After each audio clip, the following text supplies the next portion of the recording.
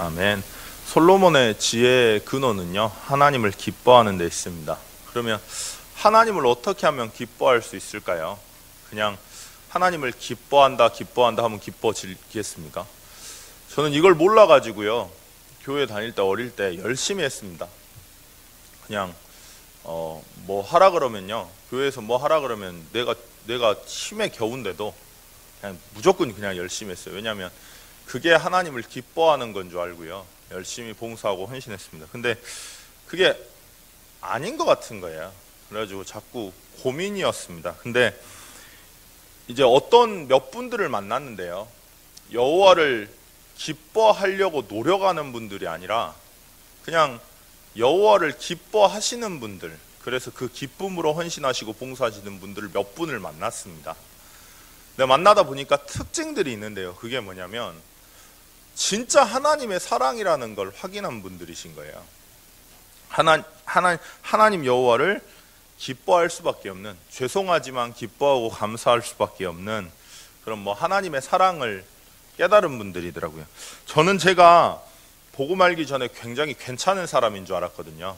그래서 사실 그리스도 필요 없었습니다, 제 인생에서는. 왜냐하면 저는 괜찮은 사람이었기 때문에. 저는 막 죄인이라고 저한테 그러시는데요, 죄인 같지가 않았어요. 제가 늘 다른 사람이 죄인이지 저는 괜찮은 사람이었기 때문에. 그랬더니 그리스도가 이게 저한테 별로 필요가 없더라고요. 근데 어느 날, 그러니까 복음 알기 전에, 그 전에는요, 인정하고 싶지 않았던 거겠죠. 제가 병들어 있다는 거를, 제가 정신질환이 있다는 거를 인정하고 싶지 않았던 것 같아요. 그러다 보니까 이제 자꾸 제가 괜찮은 사람이고 싶으니까 저 사람 문제라고 말을 하고요, 이 환경 때문이라고 하고, 자꾸 저도 모르게 이제 포장하는 겁니다. 자꾸 저를, 제 자신을 제가 포장하는지도 모르고 포장하면서 그냥 살았던 거죠, 거짓말하면서. 근데 거짓말하는 줄도 저는 몰랐어요, 제 자신이. 근데 어느 날 이제 한계가 오는 거예요. 어느 날 이제 감당이 안 되고 영적 문제 막 튀어나오고. 근데 그때 이제 나오는 게, 이게 지금 내가 걸리고 있는 문제들이 사실 문제가 아니고, 진짜 문제는 근본 문제, 하나님을 떠나서 재앙이 되고 눈에 보이지 않는 사단에게 장악되어 있는 상태, 그 근본 상태 때문이구나. 그게 근본 문제구나. 그리고 그 근본 문제가 내 진짜 문제구나. 이렇게 어느 순간에 보였던 것 같아요. 근데 그게 보이니까요, 이제 제 노력으로 할 수가 없는 거예요. 그 전에는 제 힘으로, 제 노력으로, 제 의지로 살면 된다고 생각했거든요. 심지어 믿음조차도요. 믿음조차도 하나님을 기뻐하는 것도 내 의지로, 내 힘으로, 내 노력으로 된다고 생각하면서 살았습니다. 근데 그게 다 깨져버린 거예요. 하나님 떠난 문제, 그러고 싶지 않은데 그럴 수밖에 없고, 죄와 사망의 법 아래 살 수밖에 없는 나, 그리고 자꾸 사단에게 속을 수밖에 없는 내가 인정이 되니까 너무 절망스러운 겁니다. 너무 힘들고 너무 어렵고, 난 어떻게 해야 되지? 이런 생각이 막 들고요. 그래서 그냥 많이 울었던 것 같아요.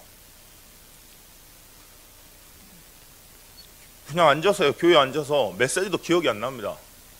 그리고 심지어 기도조차도 안 돼요. 그냥 그 베드로가 예수님의 첫 번째 제자 아닙니까? 근데 베드로에게, 첫 번째 제자에게 예수님이 말씀하세요. 니들이 이제 내가 죽어야 된다고. 그러니까 베드로가 말립니다. 그러면서 막 말리니까 사단아 물러가라 하시면서, 네가 새벽닭이 3번 울기 전에 나를 저주하고 부인할 거라 하시죠. 근데 베드로가 그래요. 나를 어떻게 보시냐고. 나는 그러지 않는다고. 나는 당신과 함께 죽겠다고. 근데 실제 그 다음날에 예수님이 잡혀 들어가시는데 그걸 보고 있는 거죠, 안타까워서. 근데 베드로가 모닥불 쬐고 있는데 어린아이가요, 예수와 함께 있었던 자다 라고 그 한마디 하니까 죽을까봐 예수 그리스도를 저주하고 부인합니다. 그리고 부끄러워서, 그러니까 다른 사람이 다 알잖아요. 부끄러워서 성 밖을 나가는데, 나가고 있는데 새벽닭이 3번 울어요. 그제서야 예수의 그 말씀이 생각나서, 새벽닭이 울기 전에 네가 나를 3번 부인할 거다 라는 말이 생각나서 통곡을 합니다. 근데 그 마음을 알 것 같은 거예요. 진짜 하나님 앞에 살고 싶은데 조그만한 것들 때문에 걸리는 연약한 나, 절망스러운 나, 이게 보이니까 그냥 울었습니다. 그냥 통곡했고요. 근데 그때 딱 오는 거예요.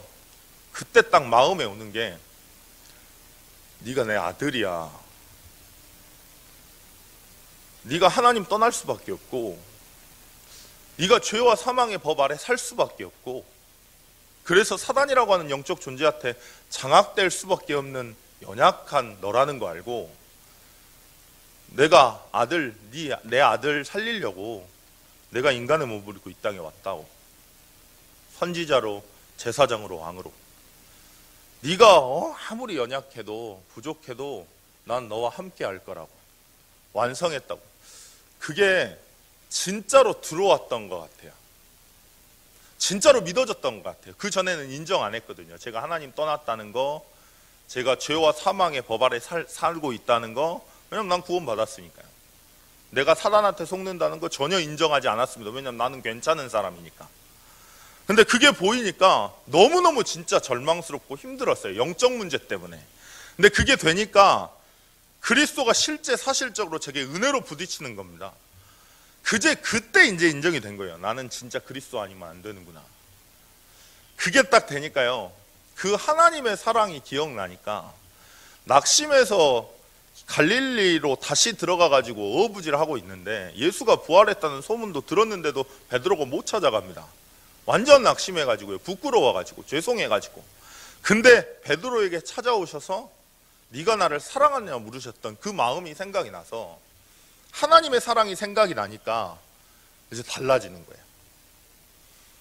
하나님이 기뻐지기를 시작을 하는 겁니다. 그냥 하나님이 좋은 거죠. 하나님의 사랑이 기억나니까요. 늘 하는 말이지만 저는 우리 애들한테도 그렇고요. 그리고 목사님한테도 그렇고 성도 여러분들한테도 그렇고 제일 중요한 건 하나님한테요. 전 진짜 죄송하고 부끄럽고 미안합니다. 근데 너무 감사해요.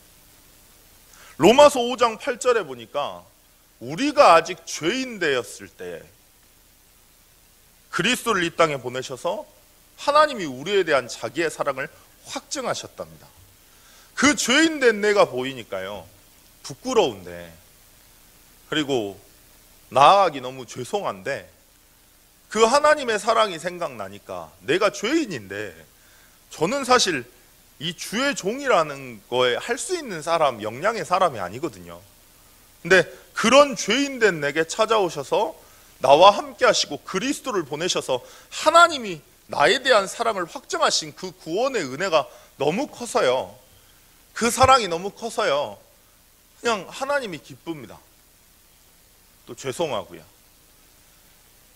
그 하나님이 그러니까 사랑이 되는 거겠죠. 누군가가 나를 사랑한다. 그 사랑을 내가 알게 된다. 그러면 어떨까요? 사랑스럽습니다.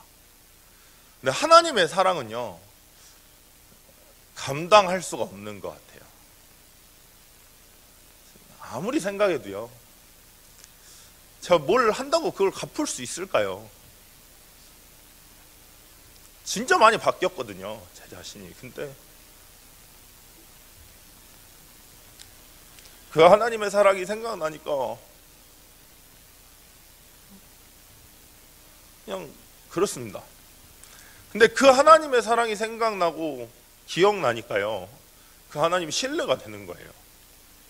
말씀으로 인도하시는 하나님이, 그리고 우리 마음에 소원을 두고 행하시는 하나님이요, 그리고 우리와 영원히 함께 하신다 약속하신 하나님이요, 그 하나님을 바라볼 때 우리의 모든 삶을 인도하신다고 약속하신 그 하나님이요, 믿어지는 거겠죠. 내 개인이 그렇게 된다면 어떻게 될까요? 그리고 우리 자신이 정말 그리스도의 사랑을 정말 깨닫고 누리게 된다면 어떻게 될까요? 그 사람이 있는 모든 것은 바뀔 겁니다. 저희가 인간이기 때문에 또 넘어지고 또 그 하나님의 은혜를 놓치고 사랑을 놓칠 때 참 많습니다.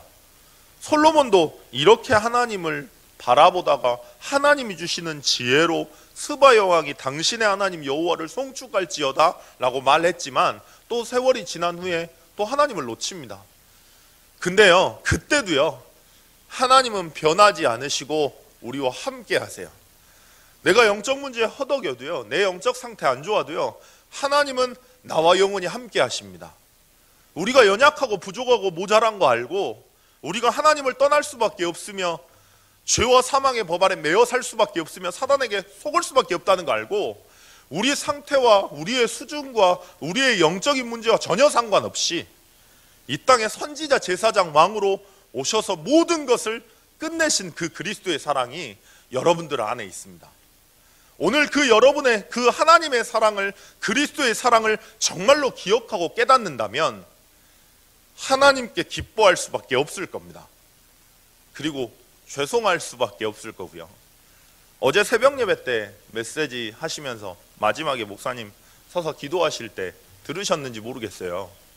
근데 뭐라고 하시냐면, 하나님 죄송합니다. 하나님 죄송합니다. 네.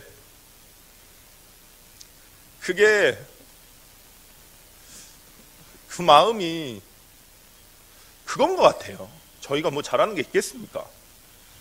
뭐 영적 문제 다 많은데 영적 문제 없는 사람 아무도 없습니다.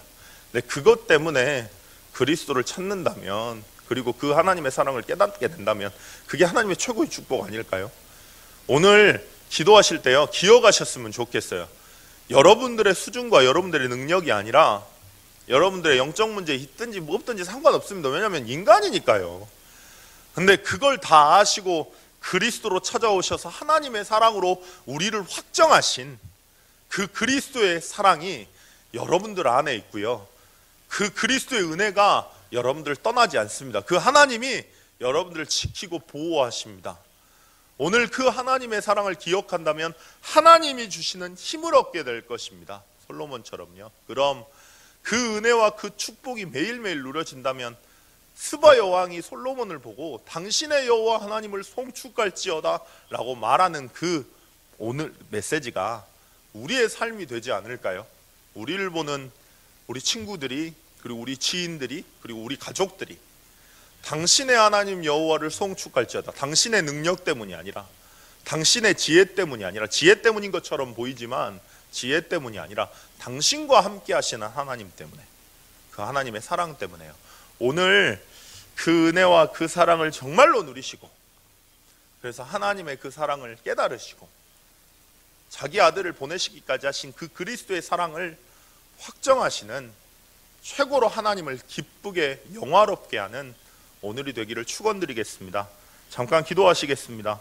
하나님, 당신의 하나님 여호와를 송축할지로다 말씀하셨습니다. 날마다 그 그리스도의 사랑을 기억하고 죄인된 나를 찾아오셔서 나를 사랑하시고 나를 확정하신 그 그리스도의 사랑, 하나님의 사랑을 날마다 기억하고, 그래서 하나님을 신뢰하며 하나님을 영화롭게 하는 인간의 본분, 하나님과 함께 할 때 진정한 평안함과 안위함 누리는 증인 될 수 있도록 주님 역사해 달라고.